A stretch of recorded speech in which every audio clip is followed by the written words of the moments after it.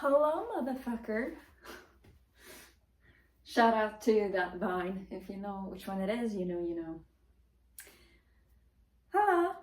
If this is the first time you're seeing me, hello. My name is Emma. I'm 25. I'm from Sweden. And on this channel, I have been documenting my journey on becoming a better person. You can watch all my prior videos to get a more detailed view of that, or if you want to know more about me. But to make a long story short, that is what this channel has been for. For reasons I will explain later, this could potentially be my last video for some time, or maybe forever. We'll see. But as I mentioned, this channel has been used for documenting my journey on becoming a better person. Because up until now, I have been under the belief that I am a bad person. Because when I was younger, the things that I was told, I assumed meant that I was a bad person. I was told that I was lazy, that I was a brat, that I didn't lift a finger to improve the circumstances that I'm in, that I don't care about anybody but myself, that I sabotage and that I'm selfish and other things of that nature. And so I assumed that must mean I'm a bad person.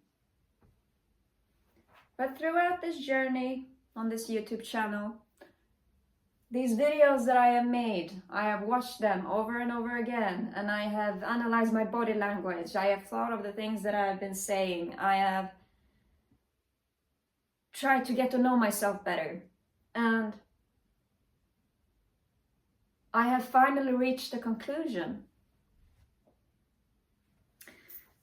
And the conclusion that I have reached is that I'm not a bad person. I'm anything but a bad person. I'm a wonderful person, if I say so myself. Because a bad person would not go this far to try to improve themselves and become a better person, because a bad person wouldn't care. A bad person doesn't care about anybody but themselves. A bad person is selfish. A bad person does sabotage. A bad person does not lift a finger in order to improve their circumstances. That is what a bad person does, and that is what I was accused of doing. But the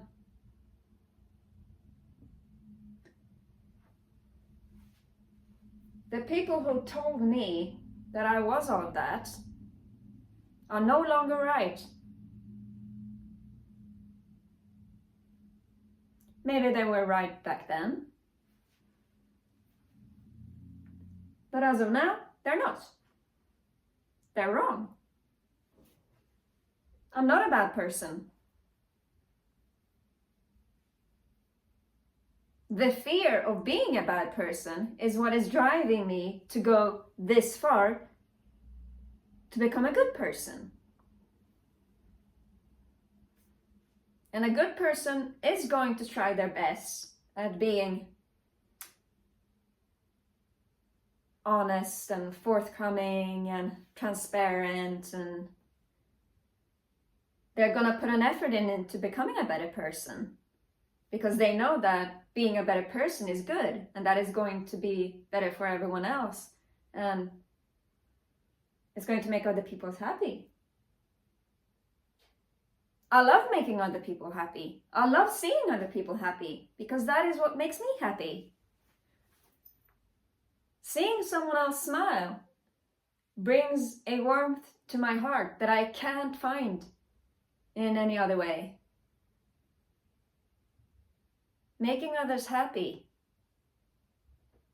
is something that I can't live without. Which is why I know that I'm not a bad person.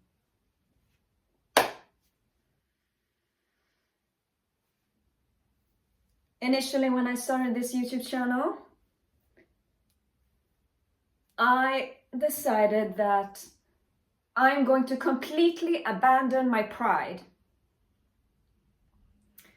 Because pride makes people unable to admit to their wrongdoings. It makes people unable to admit to their wrongs. Maybe that is the exact same thing as I just said, but whatever. It makes it harder to be honest and forthcoming and transparent, and I don't want that to happen to me. I want to be honest, I want to be forthcoming, I want to be transparent, and so I abandoned my pride. And I just decided that I am going to be 100% honest.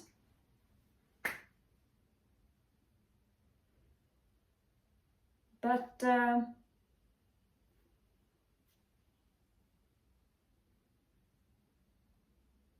with this journey that I've had with these videos and this YouTube thing and whatever,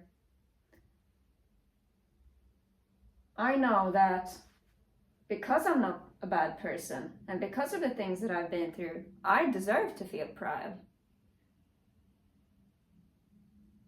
I deserve to be proud of myself. Because I'm not a bad person.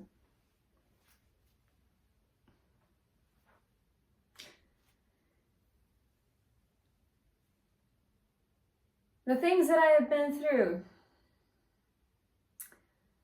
of course, there is a lot of things that I've been through, but one of them, which is quite recent, I decided that I'm going to talk about, because it might explain a few things. And talking about it in the way that I've been talking about other things has helped me a lot. So, while it is one of the most traumatic things that I have ever been through, being honest and forthcoming and transparent about it can only do me good. So, I decided that is what I'm going to do.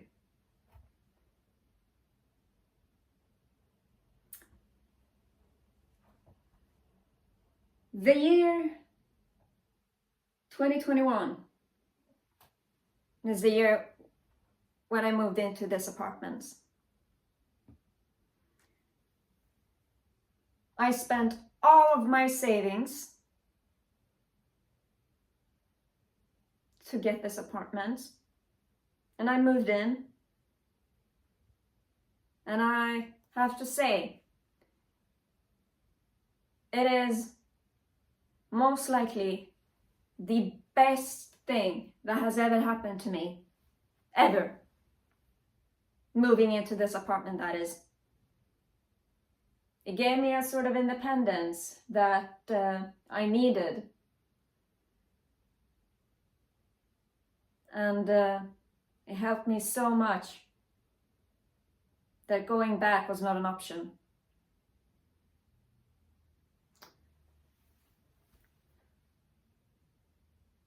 But because I had spent every single penny that I had, I was broke. I had nothing.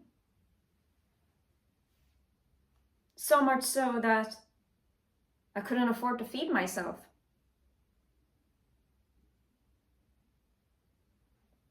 All the money that I got, I spent on things that I found more important. I would rather buy food for my cat than for myself. And so, thankfully, I have a beautiful family that helped me out. And I will be forever thankful for it. But it was still a very dark time for me. because I still had very little. The little that I did have went on other things. Food for my cat, cat litter, rent, so on and so forth. And of course my family chipped in. But I had still essentially nothing. Even before moving into this apartment, I had been on a medication that is called Bureaucratic. In America, it is sold under the name Wellbutrin, I believe, and maybe something else, of course. But Wellbutrin is the type of medication that I had been on even before moving into this apartment. One of the side effects that you can get from taking Wellbutrin is reduced hunger. That is one of the side effects that I have. And so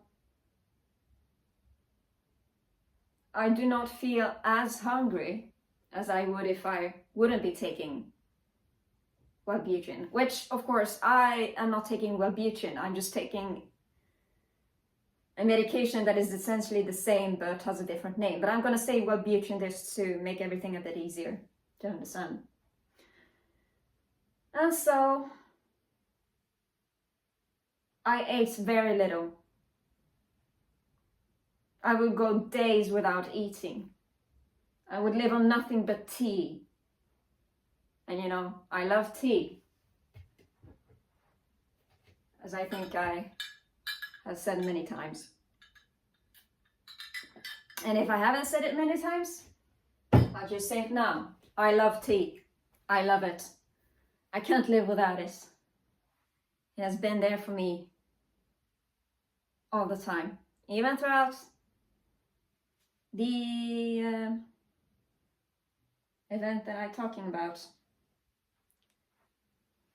But I ate very little. I would go days without eating. I would live on tea and my medications. I would go to bed without eating. I would wake up without eating. And that would be going on for multiple days in a row for a very, very long time. Every once in a while when I met my family and I visited them for dinner,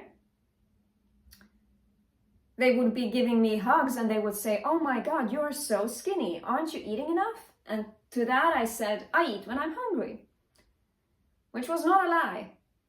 But with the medication that I'm on, I'm rarely hungry.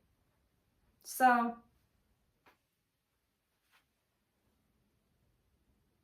yeah,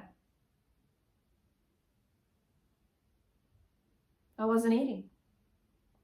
And everybody in the entire world knows that you have to eat. You can't go without eating. That is just ridiculous. It is the most basic need of every human being. But I gave it up. Because I figured, oh, you know, since I'm not hungry, that must mean that I don't have to eat. So I can save all that money and use it on other things like food for my cat and cat litter and rent and electricity and whatever else. And this was before I was on disability, which is why I was so broke. My family helped me out wherever they could, but we're not millionaires. So, and they have themselves to take care about. No, they have themselves to take care of, excuse me. But yeah, they helped me out wherever they could. But even with that, I was eating very little, if anything at all.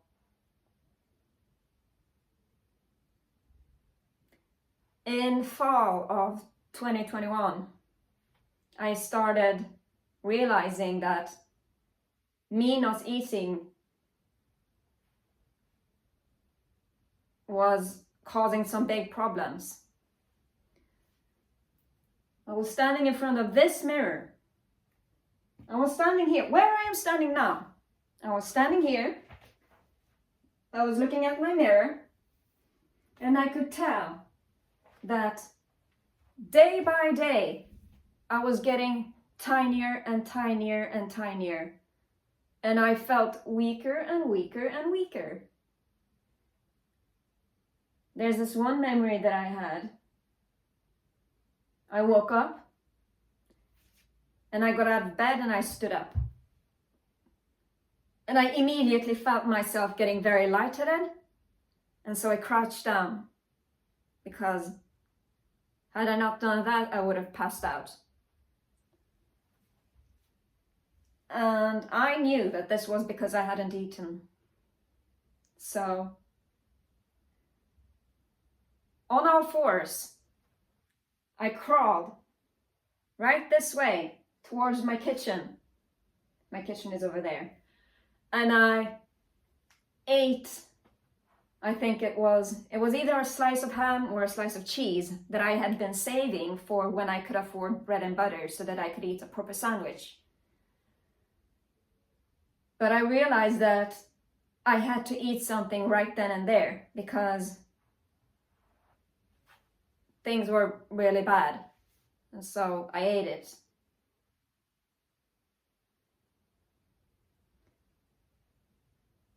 But then, that was the one time where I did have something to eat.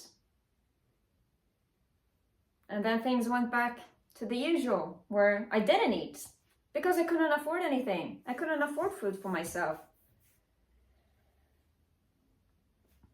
And day by day, I looked at myself in the mirror. And I was so freaking skinny. It's unbelievable. I looked like a corpse. My head was wider than my waist. My knees were wider than my thighs. I remember going to the gym, which I have no idea why I fucking did that. I should have stayed at home and preserved all of my body fat and whatever. And I asked one of the guys that worked there for help. Well, I think it was some squats or something. And he said, you have to eat. And I'm going to make my best, or I'm going to attempt at editing this video, I guess, to insert pictures and whatnot. And I took a picture of myself. I was sitting down in like a machine or something. And my knee was wider than my thigh. I was a corpse. I looked like I was dead. I felt like I was dead. And each and every day, as I looked at myself in this very mirror, I thought to myself, am I going to die? Because I knew that that was a possibility. I was starving.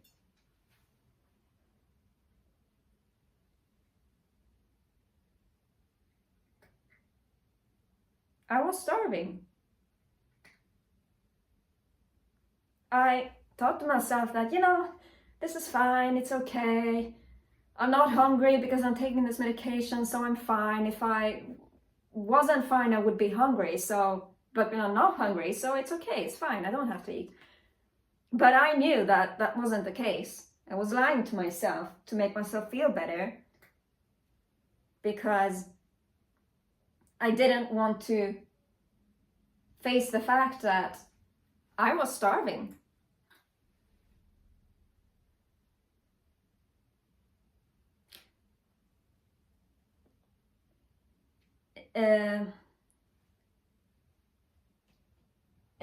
As winter was coming along, there was one time where I went out to eat with my dad. And on the way home, I felt that I was getting very nauseous. And I threw up. I had to open the car door to my dad's car, and I vomited. The food that I had eaten, there was nothing wrong with it.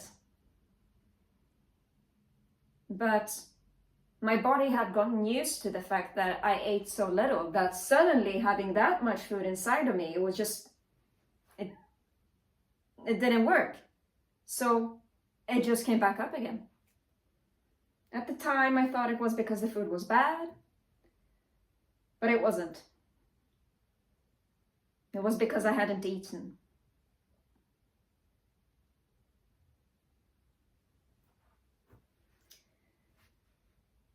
And Christmas 2021. I apologize for my cat making noise. Christmas 2021. I went to my family to celebrate Christmas and have Christmas dinner and enjoy Christmas. And I remember I got this, it was dinner, I got myself a plate and I got all this delicious Christmas food. My mother is an amazing cook. I got this delicious big plate of wonderful food that I love and enjoy and would do stupid things for. But I got this plate of food and I started eating. And I felt that it was going to come back up. After a few bites, I had like 5 bites or something, and I felt immediately that this is going to come back up. Like it did that one time when I went out to eat with my dad. And so I rushed to the bathroom and I vomited. And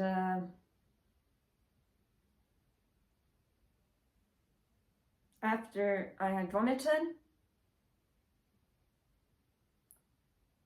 I started feeling a very intense pain.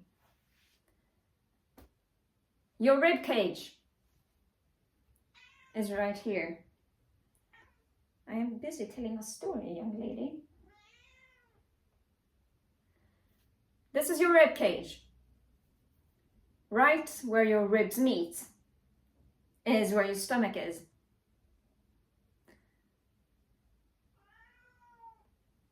And I felt this very, very intense pain there. A burning pain that didn't stop no matter what I did.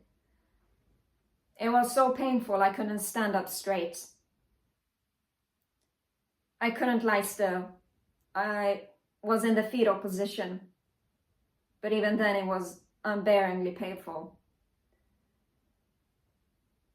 I tried to ignore it, and I crawled over to the Christmas tree to open presents, but it was horrendously painful. And so I asked my mother, could you take me home? I'm not feeling good.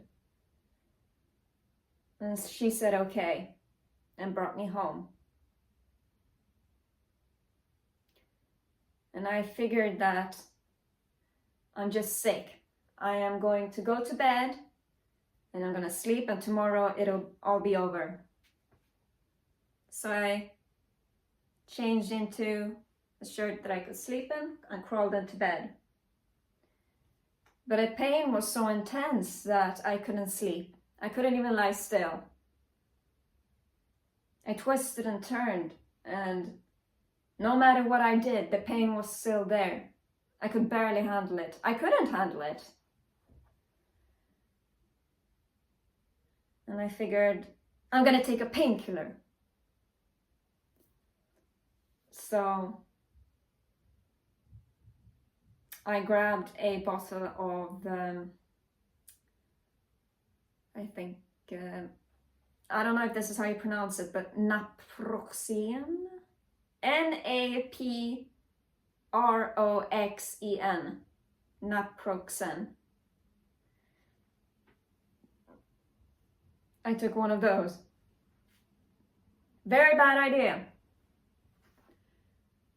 Naproxen is a type of painkiller that you should not be taking if you have pain in your stomach, because it irritates the lining of your stomach.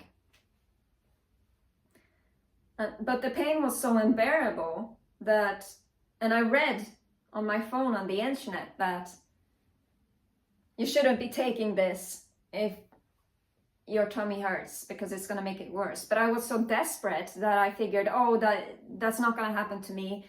I'll just take this and it'll be fine and I'll sleep and tomorrow it'll be over. So I took one, and the pain didn't stop. It intensified. It is the most intense pain I have ever felt in my entire life. I didn't think pain like that was possible.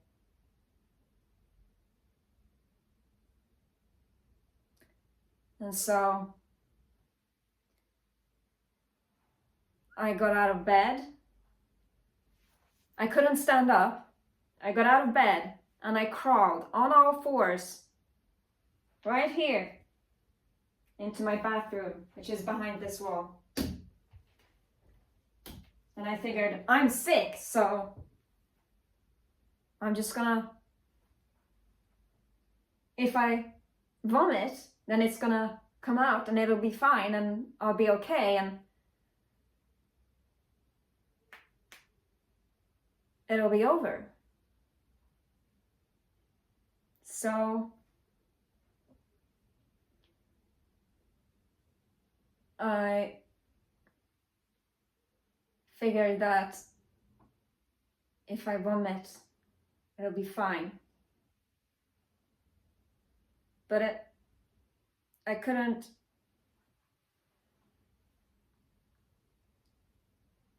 I didn't feel the need to vomit. So I forced myself to vomit.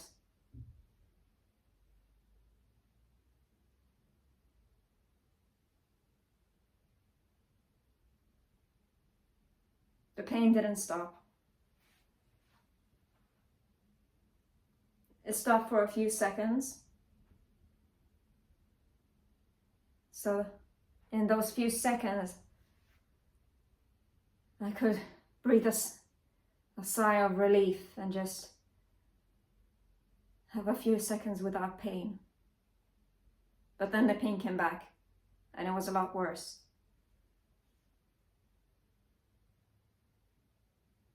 So I kept on vomiting. Not because I actually had to vomit, but because I forced myself to. Because after I had vomited, there were just a few seconds where there was no pain. And I could just relax, even if it was just for a few seconds.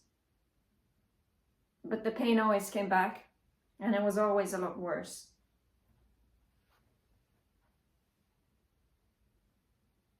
I didn't know what to do.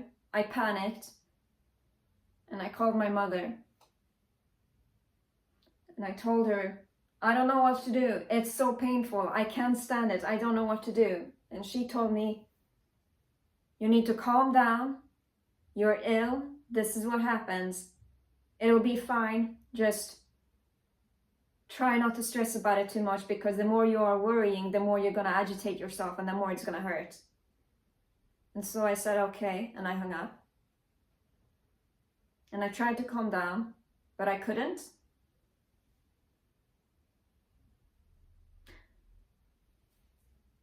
I was lying on my bathroom floor in a fetal position. It was so painful, I couldn't help but shriek of pain. I don't know how long it went, but I was lying in the fetal position, shivering and shaking because I couldn't lie still. It was so painful. I was screaming, not like in a way that I made myself scream, but I just screamed. It was so unbelievably painful. And I panicked. and I thought I was going to die. So I called 911. In Sweden, it's not 911, it's 112. But I called them, and I could barely talk. I was in so much pain. I could barely describe what it is that was happening to me. I didn't even know what was happening to me. And the operator answered and said, "You have to calm down, because if you don't calm down your breathing, you're going to pass out." I could barely give in my address. It was so incredibly painful. I thought I was going to die. In the middle of my call to 911, my mother came by because she was worried about me.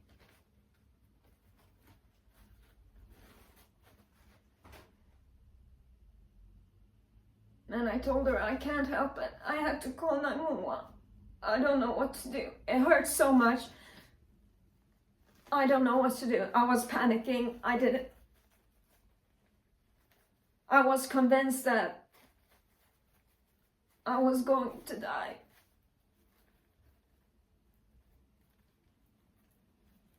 And as my mother was there was an ambulance that they had sent out for me. And the ambulance personnel came in. And they also told me, "You have to calm down. You're making it worse the more you're worrying about it."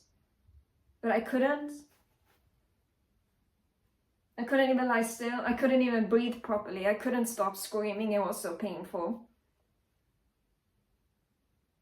I didn't know pain like that existed.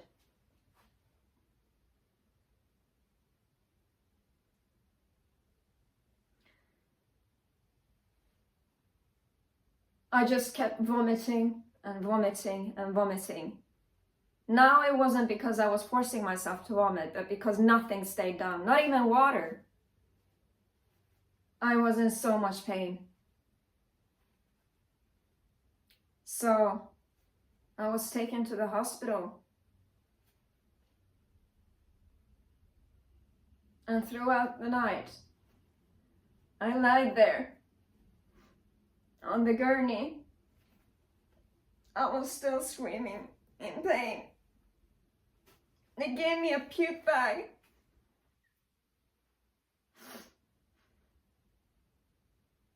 Every once in a while, I threw up, but without me forcing it. And every once in a while, I forced myself to vomit. Because it meant there were a few seconds without pain.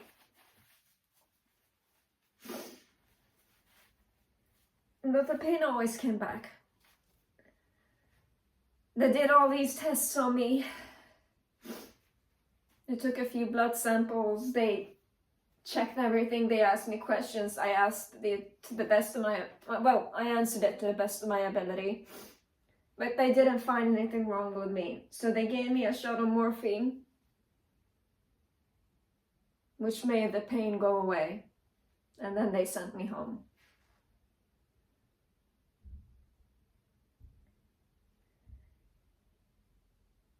This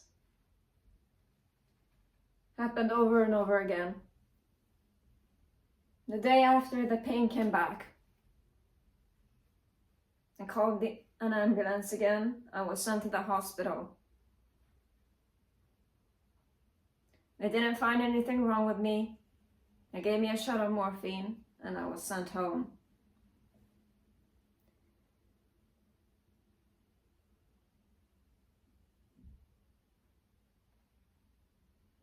And this happened over and over again.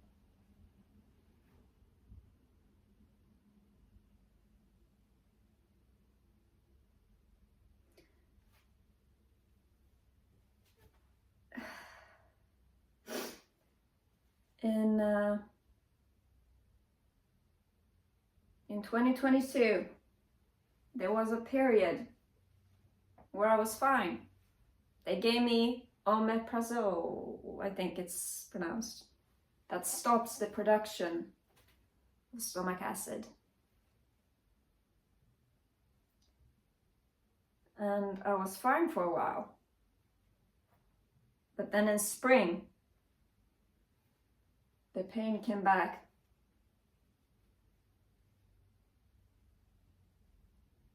And I, once again, felt the need to force myself to vomit, just to get a few seconds of relief. But the pain always came back.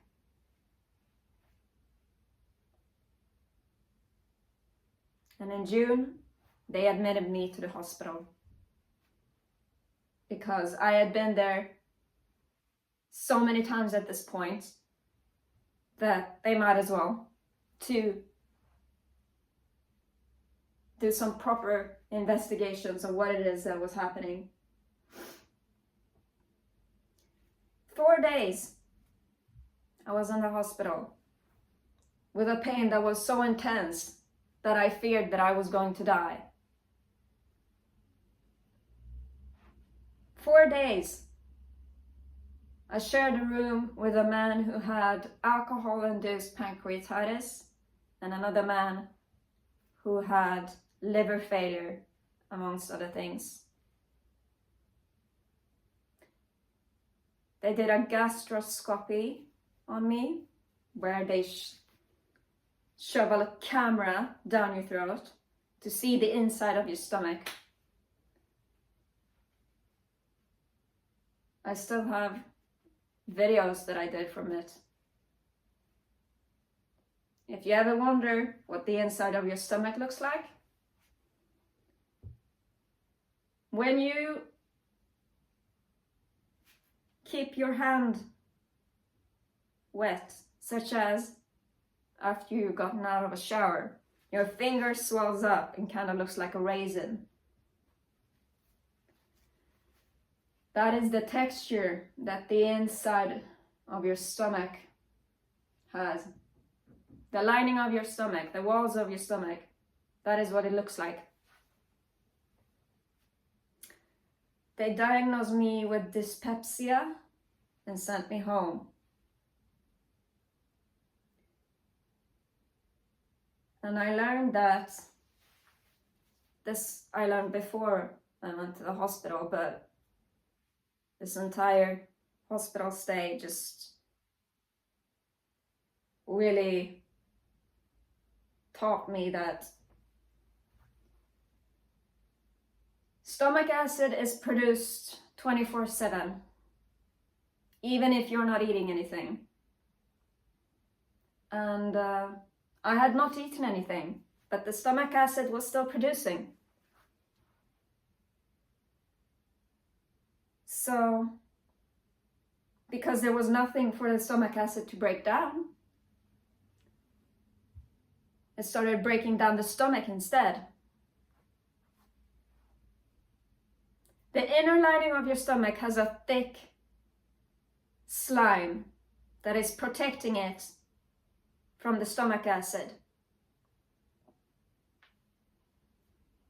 But because I had not eaten anything, and because the stomach acid had started to break down the stomach instead, that layer of slime dissolved, and it started to burn the lining of my stomach. That is what was causing the pain.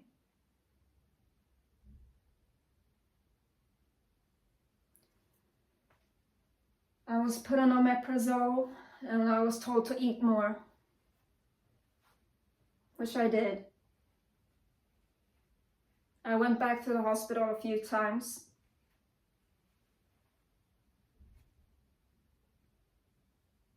I don't remember much, but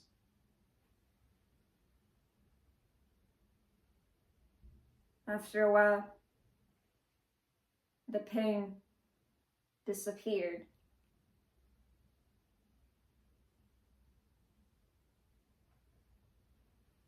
And now, here I am.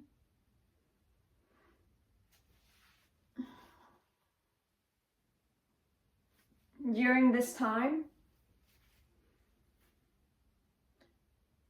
I was trying to get disability.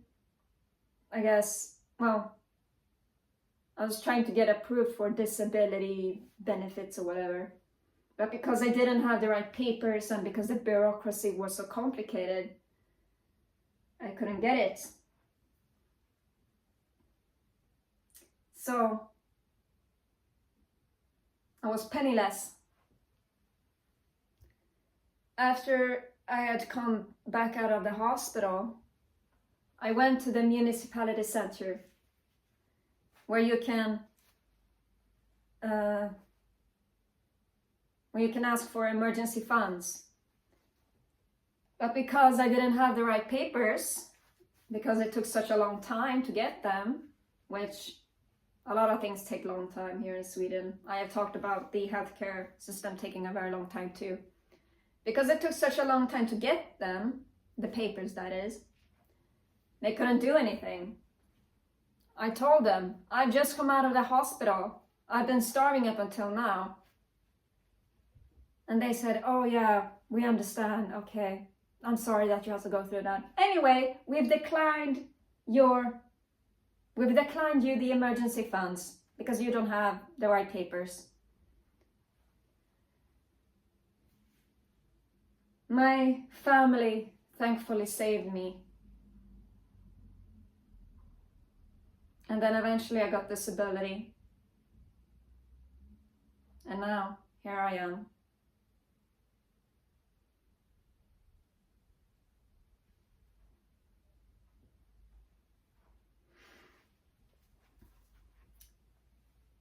This is undoubtedly one of the most traumatic things I have ever gone through. There were times where I was convinced that I was going to die.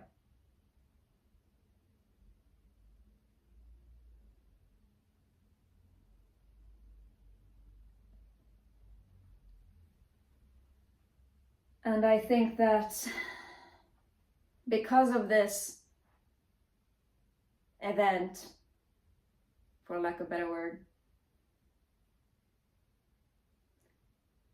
the flashbacks that I get are often centered around the fact that I don't have enough money and I need to get the hell out of here. Because if you don't have enough money, or if I don't have enough money, I'm going to die. I'm going to starve to death. And I'm going to have to go through that pain again. Which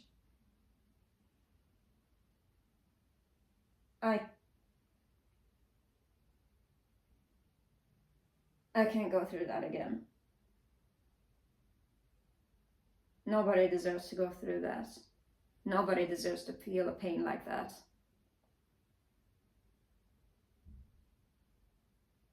I thought I was going to die.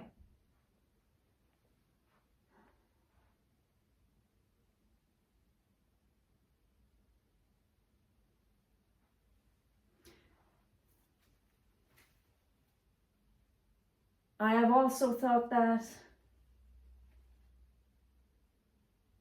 the reason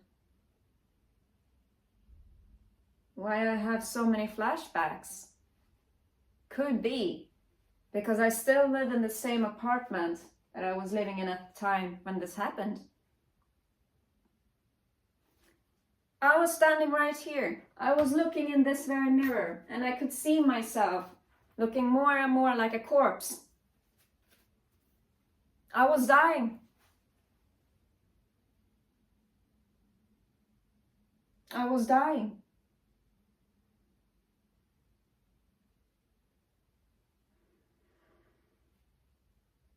But I made it out.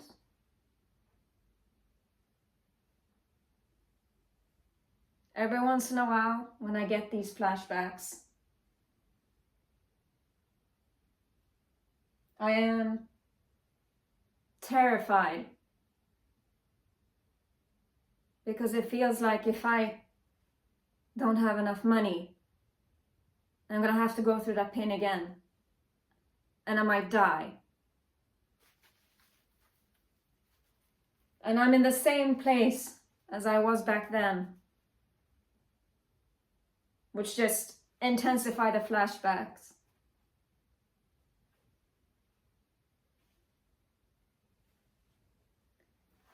But with this journey on YouTube that I've been doing, I realized that they're just flashbacks. They're harmless. They don't feel harmless, but they are.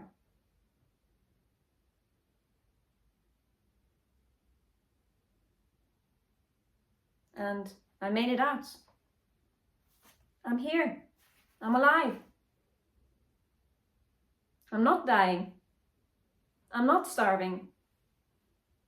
I'm fine.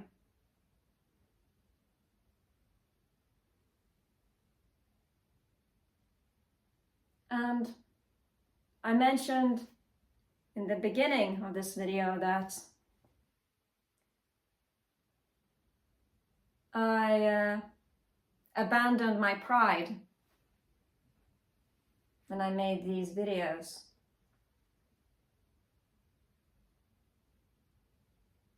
But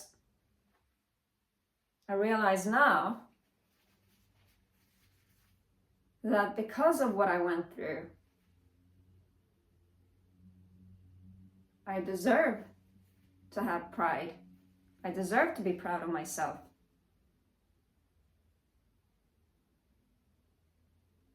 Not only because of what I've been through, but also because I'm not a bad person. Pride is what is going to help me stay motivated to go even further, to improve myself even more, to become an even better person. And for that, I deserve to be proud. I deserve to think of myself as a good person. The shame and the guilt and the regret that I've always carried with me, I will probably still always carry with me. But along with the pride that I know that I deserve to have, it is going to make things a lot more easy.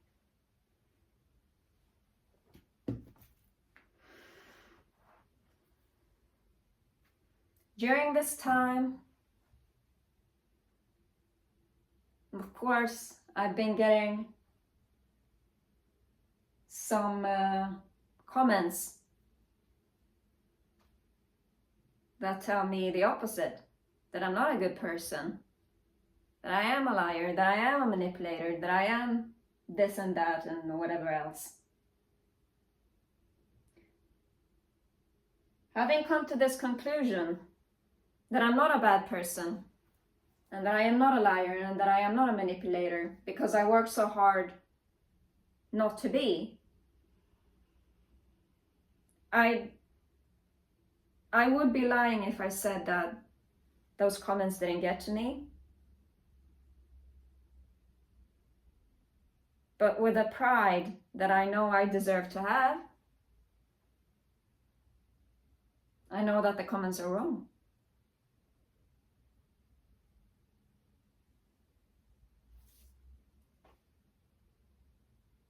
And I have used this example before.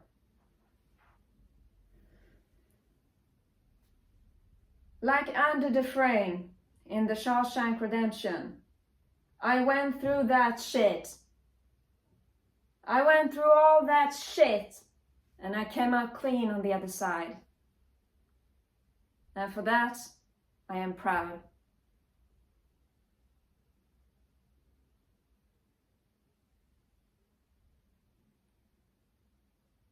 Knowing that I'm a good person, knowing that I deserve to be proud of myself.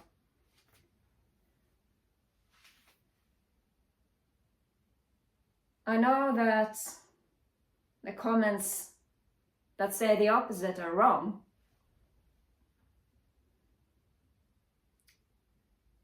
But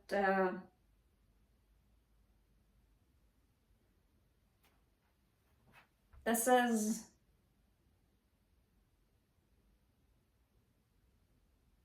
I guess me being this honest and this open on this YouTube channel gives you the possibility to leave comments like that. But it doesn't give you the right.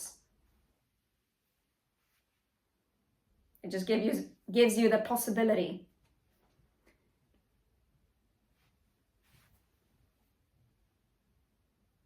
You having left those comments without knowing my full story says more about you than it does about me. I don't know who the fuck you think you are, but here's a suggestion from me personally on what you should be. Ashamed of yourself. Not because that's what you deserve, not because that's what I want you to be, well, maybe in a sense, but because if there is anything I have learned from carrying all this shame and guilt and regret throughout my entire life, is that you have to be ashamed of yourself in order to learn never to do it again. Learn from this.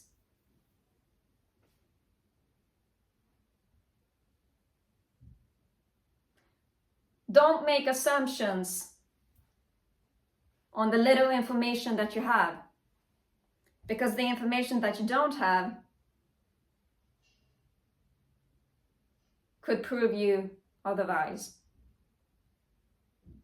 But if you already have decided to make assumptions and accusations based on the information that you do have, it says more about you than it does about me, or the person that you make all these assumptions about.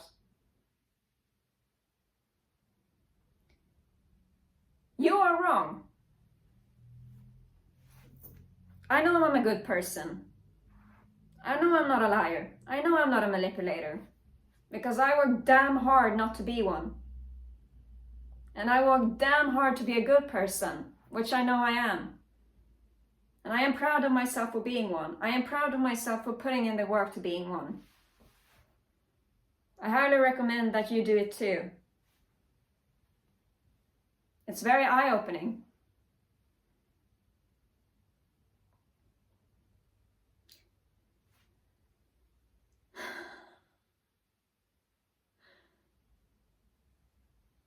I have decided to stop filming more videos.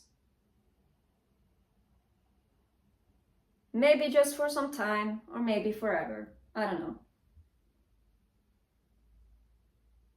But the conclusion that I have come to from this journey that I've made on YouTube is that I am a good person for wanting to become a good person and for putting in the work to become a good person.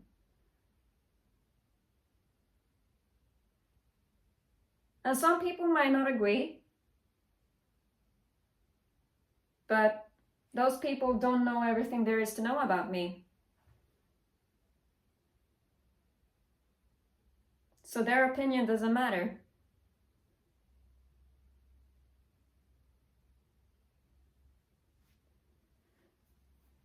We'll see if I ever come back. But with what I have learned from this journey, I now have a bunch of other things to do. I'm gonna go to therapy. I'm gonna go back to the gym, which I have missed. And I'm gonna go focus on my life a little bit more. Because YouTube, as of right now, I don't think I need it. Maybe I will never need it again. I might come back, we'll see. But I don't think I need it. Maybe I will never need it again. Maybe I will never need it again. Maybe I will never need it again. Maybe I will never need it again. Maybe I will never need it again. Maybe I will never need it again. Maybe I will never need it again. Maybe I will never need it again. right now I have no desire to make more videos.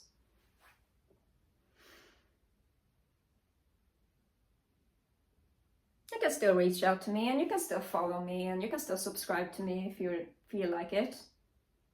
Then maybe if I ever come back, I guess you could still, if you subscribe to me, then you could be notified when I come back. But you don't have to, of course.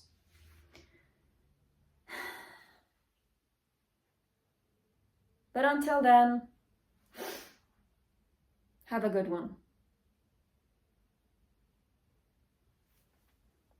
Thank you for watching.